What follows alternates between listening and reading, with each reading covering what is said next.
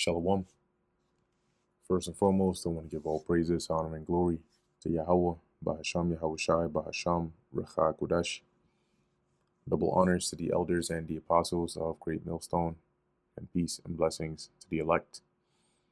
And today we're going to go into the book of Numbers, the 22nd chapter.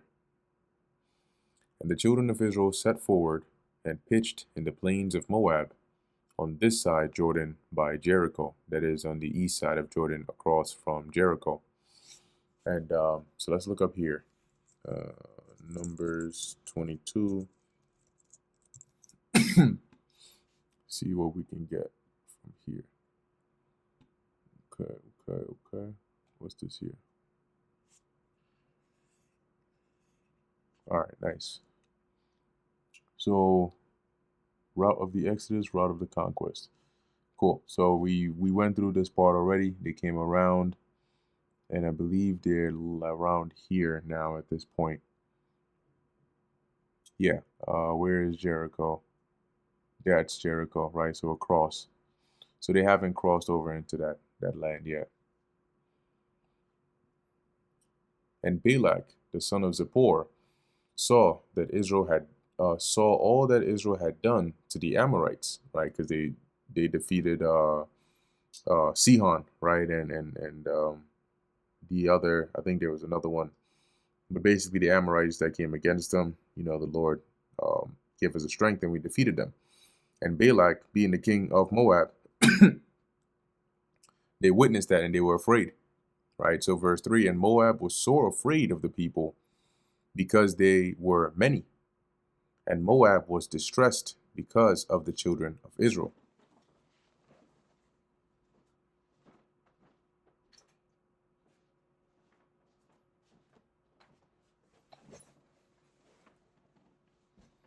So they basically became very stressed and uncomfortable after witnessing what Israel had done to the Amorites near them, and also considering that Israel was pretty much right in their backyard now at this point.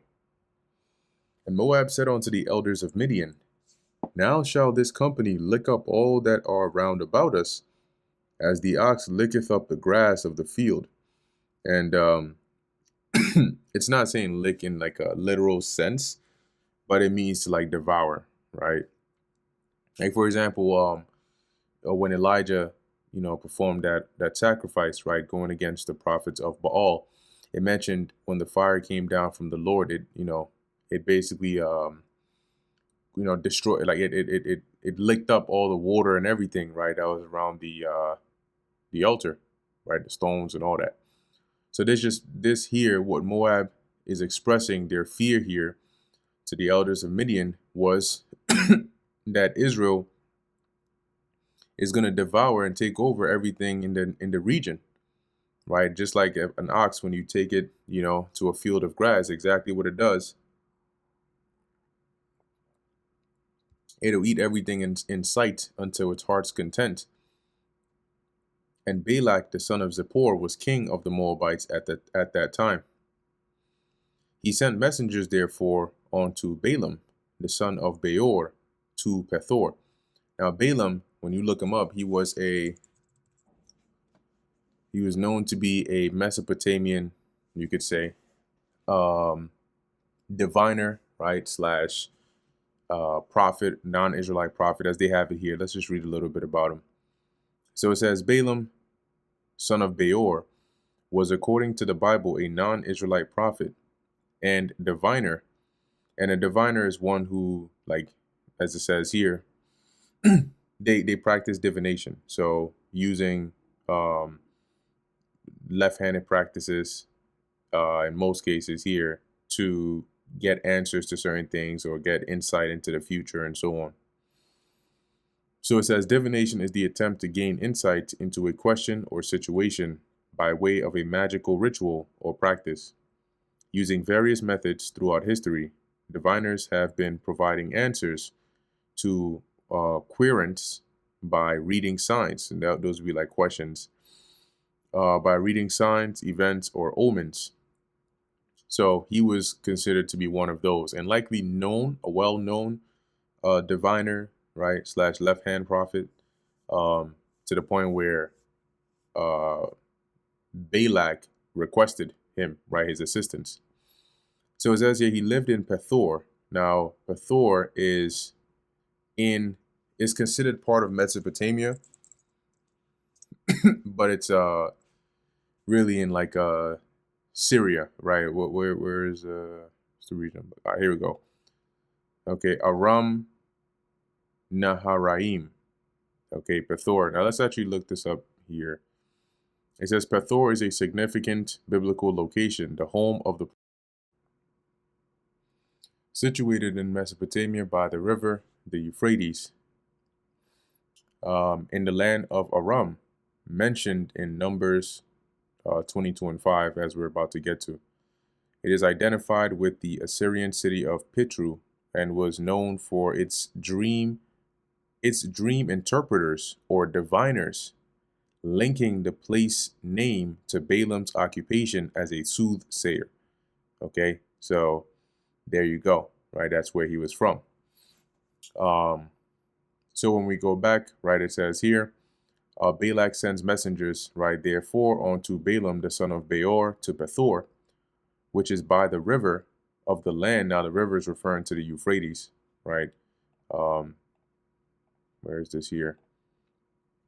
If only they would give us a better visual, but you can see the Euphrates over here, and I believe Pethor might have been within either on the east side of the Euphrates or on the west side of it, but around it over there, because Aram is still Syria. So it says here of the children of his people. So basically that was his nativity, right? His native land, his homeland.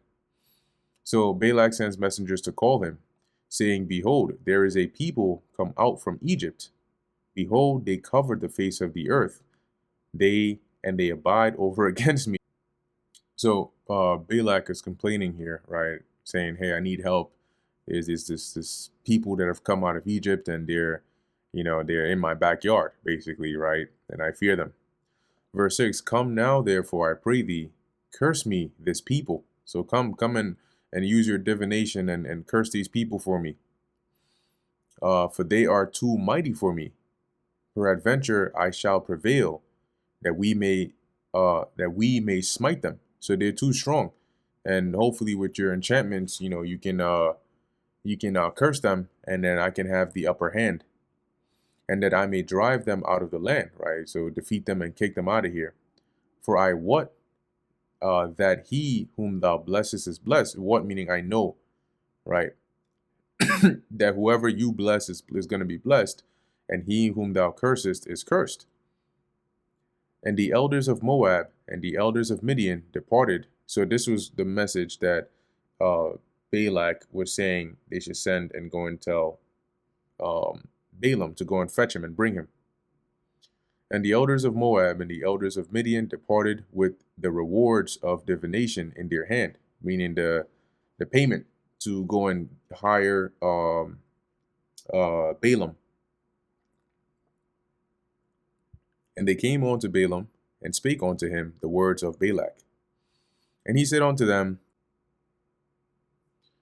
lodge here this night, and I will bring you word again, as the Lord shall speak unto me. And the princes of Moab abode with Balaam. Now, it's important to note that Balaam was not an Israelite. Okay, he was a diviner, right? What we read like before about his kind of people.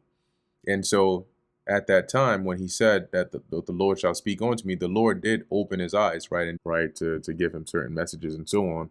But it didn't give him any special favor or anything of that sort. Okay, he was just one who dealt in this practice, right? So he would divine, right? He would use enchantments, those kinds of things.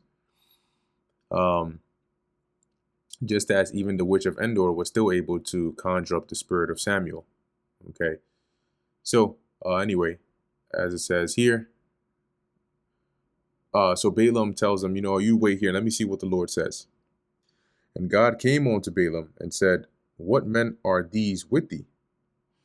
And Balaam said unto God, Balak the son of Zippor, king of Moab, hath sent unto me, saying, behold, there is a people come out of Egypt. which covereth the face of the earth. Meaning that's an expression to say that there are a lot. Come now, curse me them, or come curse them for me. Peradventure I shall be able to overcome them and drive them out. So, it may be that by you cursing them, I can be able to finally defeat them and get them out of here. And God said unto Balaam, Thou shalt not go with them. Thou shalt not curse the people, for they are blessed. And Balaam rose up in the morning and said unto the princes of Balak, Get you into your land, for the Lord Yahweh refuseth to give me leave to go with you. So the Lord said, No, I can't go. So you basically gotta go back. Sorry. And the princes of Moab rose up, and they went unto Balak and said, Balaam refuseth to come with us. And Balak sent yet again princes, more and more honorable than they. So he sent those of a higher rank to see if they can come in and convince Balaam. And they came to Balaam and said to him, Thus saith Balak the son of Zippor, Let nothing, I pray thee, hinder thee from coming unto me. So no, don't let anything, no, don't worry about that. You just make your way over here. For I will promote thee unto very great honor. So I'm gonna raise you up, basically. Right? I'm gonna make you rich, give you status, whatever it is you want. And I will do whatsoever thou sayest unto me. Come, therefore, I pray thee, curse me this people. And Balaam answered and said unto the servants of Balak, If Balak would give me his house full of silver and gold, I cannot go beyond the word of the Lord, my God, to do less or more. So basically, it doesn't matter if he was to give me his full storehouse of gold or silver. I still can't go if the Lord hasn't said that I should go, right? If he doesn't say I should go, I can't go. If he says I should go, I can't stay. Now, when he says Yahweh, right, the Lord, my God, it's not him. It doesn't mean that all of a sudden, once again, Balaam is now an Israelite or he's part of the covenant or anything of that sort. But in him saying, my God, it's basically him acknowledging the Most High. He's acknowledging Yahweh to be the living God, right? To be the authoritative God that is actually speaking with him. Okay, not in the sense of him being a part of the Israelite covenant or anything of that sort. So just to make that part clear, because remember, like the Most High did also, deal with man, especially in these times, right? Back in the past, on many levels, right? Like he revealed himself, or he came in a dream to, I think it was Abimelech, concerning Abraham's wife, or maybe it might have been Isaac's wife, Rebecca. Okay, and basically told him, look, I prevented you from laying with her lest you commit adultery, and then I slay you. Okay, so ultimately the Lord does what he wants. All right, but this was Balaam's acknowledgement of the Most High. That's why he said that. Verse 19. Now therefore I pray you, tarry ye also here this night, that I may know what the Lord will say unto me more. And God came unto Balaam at night, and said unto him, If the men come to call thee, rise up and go with them. But yet the word which I shall say unto thee, that shalt thou do. So yeah, go ahead. But only do that which I will command you to do. And Balaam rose up in the morning, and saddled his ass, and went with the princes of Moab. And God's anger was kindled because he went. And the angel of the Lord stood in the way for an adversary against him. Now he was riding upon his ass, and his two servants were with him. Now, you may wonder, well, the Lord just told him that if they're telling him to go, then he should go. But then he starts to go, and then the Lord gets mad. And the reason is because the Lord already knew what was in Balaam's heart. Okay. Balaam, having been told the first time not to go, he desired to still go. Okay, that's why the second time they came to him, he said, you just wait. Let me go see what the Lord says, hoping he could get a different answer. And the reason is because he wanted that money. Okay, he wanted that money. He wasn't no noble man. He wanted that money, and he wanted to, at least go there and see if there's something he could get out of it. So even though the Lord told him go, it was go. He went, but in his mind, he had that thought that, what, he's going to get something. He's going to find a way to get something. And so in going, the Lord got mad because the Lord knew what his actual intentions were. So Balaam still had it in his mind. He ended up, as it'll tell you, I think it's in Numbers, the 31st chapter, that it was by his counsel that the Midianite women came, and they started to deceive and basically get Israel to go off and start worshiping Baal, right? That which would cause the Lord to start plaguing them and then weaken their hand. That Balaam is the one who basically instructed them or counseled them to do that. So even though he went there and he said, oh, no, I can't curse them because the Lord says, I can't curse them. He's already decided to bless them, which, like I said, we'll get to that part. In his mind, he still is like, nah, I'm still going to get that. And that's why when you let's go to some other precepts here. If you look up Balaam, you'll see that he's mentioned and associated with that, right? With that greed. Where is it? This is, I think even the Apostle Peter makes reference to him. Okay. Let's see. Yeah, here we are. 2 Peter and even Jude, right? It says here, which have forsaken the right way. Now, in this, they're making comparison back to Balaam, right? It says here, which have forsaken the right way and are gone astray, following the way of Balaam, the son of Bosor, which here is referring to Beor, who loved the wages of unrighteousness. See?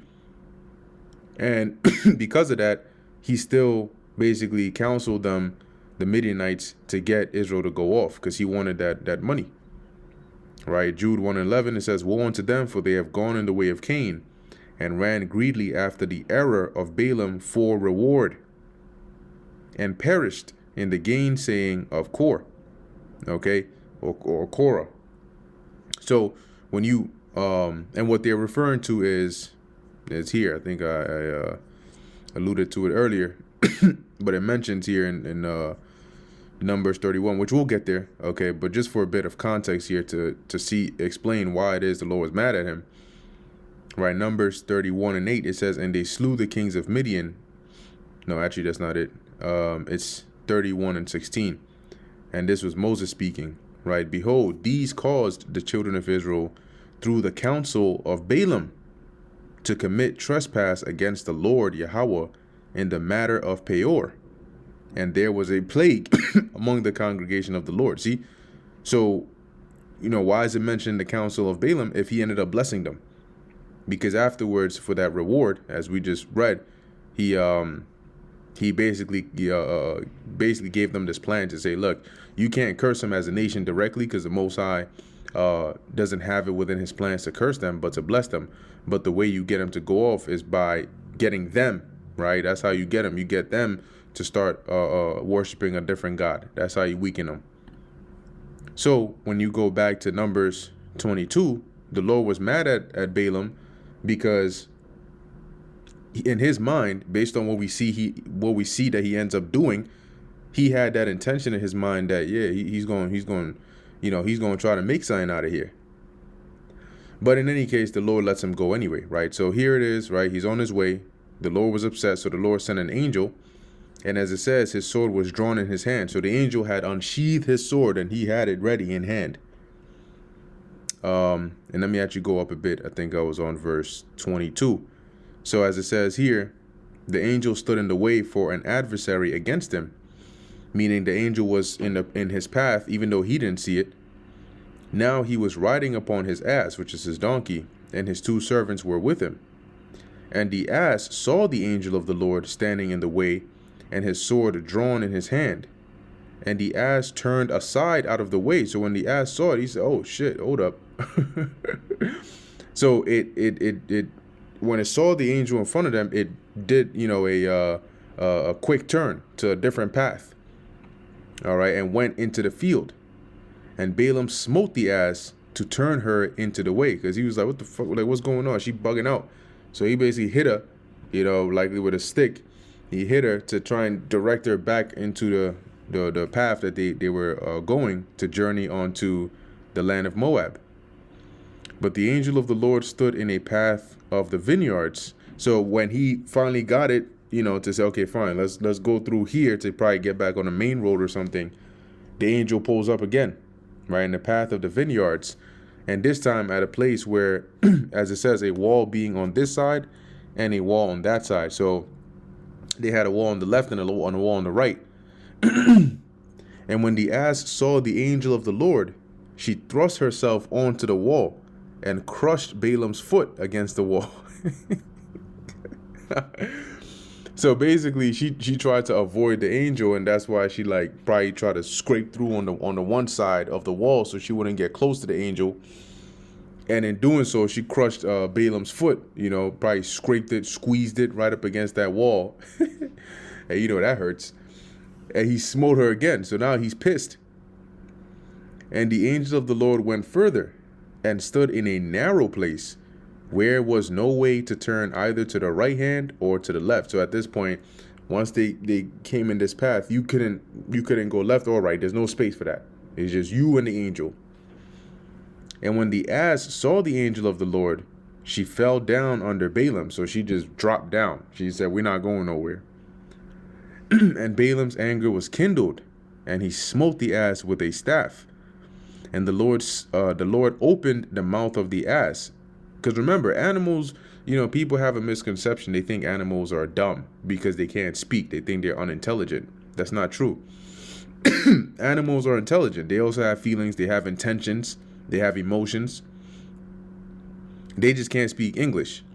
Okay? But animals can sense. They can tell when you're angry. They can tell when you're sad. They know that. They know those things, right? They get happy. So when the Lord opened the mouth of Balaam's ass, it was able to now speak and be able to convey its thoughts in a language in which Balaam could understand. And she said unto Balaam, what have I done unto thee that thou hast smitten me these 3 times? So what? Why are you hitting me? And Balaam said unto the ass, because thou hast mocked me. Because what? First, you went out the way, then you scraped my foot against the wall, and then you just drop on the bottom. I don't know what's going on with you today. And he's so pissed. He's not even shocked at the fact that his donkey is talking to him. That's a joke. But in practically speaking, remember that he was a diviner, right? So it wouldn't be as strange to him as as a case where somebody else who's just a regular person, right? So it's like he deals with these kinds of things, with the diving into things. So it's not the strangest thing in the world. And so he's entertaining this conversation between him and his donkey. And he says here, I would there were a sword in my hand. So if I had a sword right now, for now would I kill thee. I would have, man. And the ass said unto Balaam, am not I thine ass, upon which thou hast ridden ever since I was thine unto this day? So am I not yours? Am I not your donkey? Have I not taken you everywhere that you've gone from the very day that you got me until now? Was I ever wont to do so unto thee? So have I ever done this? This is not like usually what I do. So that's something you should reason and think about before threatening to kill me. And he said, nay. Then the Lord opened the eyes of Balaam, and he saw the angel of the Lord Yahweh standing in the way. And you'll notice as we read on down, he'll mention how he was the man whom the Lord opened his eyes. So it says here, he saw the angel standing in the way and his sword drawn in his hand. And he bowed down his head and fell flat on his face. And the angel of the Lord said unto him, wherefore hast thou smitten thine ass these 3 times? So why'd you hit the ass? Behold, I went out to withstand thee, because thy way is perverse before me. See that?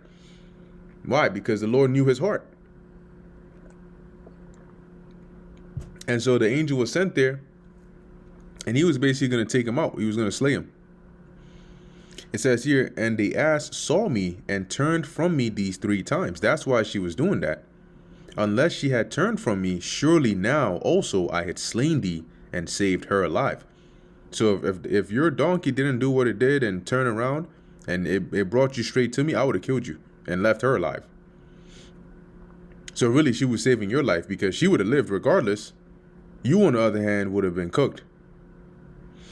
And Balaam said unto the angel of the Lord, Oh, I have sinned, for I knew not that thou stoodest in the way against me. Now, therefore, if it displease thee, I will get me back again. So, you know what, if you're completely against this, then I'll just return. If that's what you want, I'll go back home. And the angel of the Lord said unto Balaam, Go with the men, but only the word that I speak unto thee, that that thou shalt speak. So Balaam went with the princes of Balak. And when Balak heard that Balaam was come, he went out to meet him unto a city of Moab, which is in the border of Arnon, which is in the utmost coast. And let me pull that part back up again. What was it? It was Numbers 22.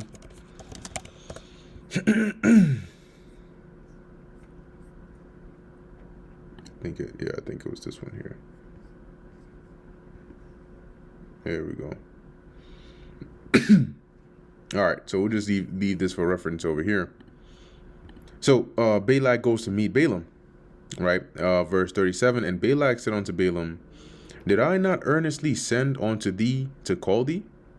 Wherefore camest thou not unto me? Am I not able indeed to promote thee to honor? So I sent messengers hastily to come and get you, and now you're here. You didn't even come to me? You should have came and found me. That's the first thing you should have done when you came here. Did you forget that I have the power to make you rich? And Balaam said unto Balak, Lo, I am come unto thee. Have I now any power at all to say anything? So he's like, yeah, I'm here, but I can't, I don't have any, I can't just say and do whatever I want. The word that God putteth in my mouth, that shall I speak. That's the only thing I can do. And Balaam went with Balak, and they came on to Kirjath-Huzoth. And Balak offered oxen and sheep, and sent to Balaam, and to the princes that were with him. So he made these offerings, and he sent portions of it, right, of the meat, to Balaam and the princes. And it came to pass on the morrow that Balak took Balaam and brought him up into the high places of Baal. Now, some of the ancient Near East practices were whenever they would go to serve their deities or gods and so on, or even build altars and sacrifice, they would usually do it on a high place, because it was thought that you would be closer to the gods, right, the higher you were. So they would usually go to the high places and make that the places where they have their shrines or their groves and so on. It says here that hence, so he takes Balaam there, and it says that hence he might see the utmost part of the people. So at least from there he can get a view of Israel and see what it is that Balak was talking about when he mentioned that this mass amount of people here. And that brings us to the end of the book of Numbers, the 22nd chapter. Lord willing, that was edifying to the elect. In closing, I want to give all praises, honor, and glory to Yahweh, Bahasham Yahushai, Bahasham Ruach HaKodesh. And until next time, Shalom.